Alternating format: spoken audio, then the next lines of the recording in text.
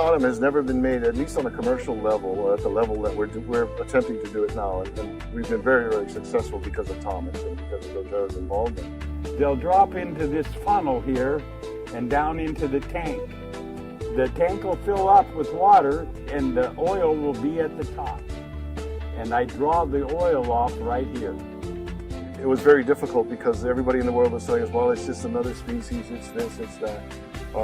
But over the last 2.5, 3 years, working with it, distilling it, finding out that its properties are, I believe, to be better than anything in the world, and I think we're about ready to prove that. There isn't very much of this in the world, and I get to put my hands right in it. Look at that.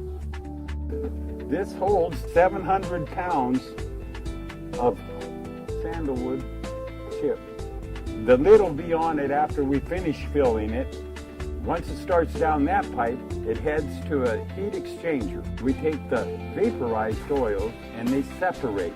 I think what Thomas has been able to accomplish here is it's just unbelievable with the little resources, human resources he has, which is mainly himself, to be able to put together a system that's cranking out the incredible quality and yield of oil is mind-boggling to me.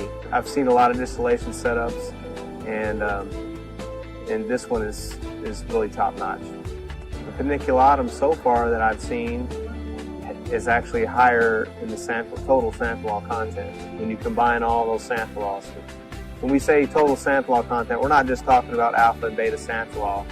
We're talking about all the sesquiterpene alcohols that are common to the sandalwood oil. In terms of comparison to the spicatum or the Australian sandalwood, it's not even close.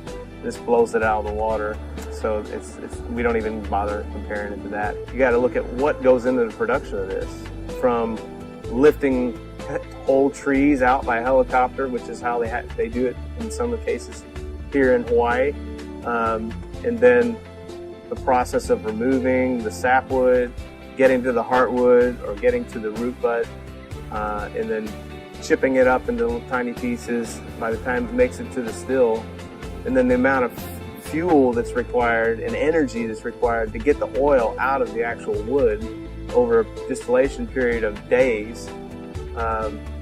You can understand why it's so valuable. This represents, in this bottle, in terms of once it's bottled in small bottles, this represents $14,000. When you think about that, it's quite amazing.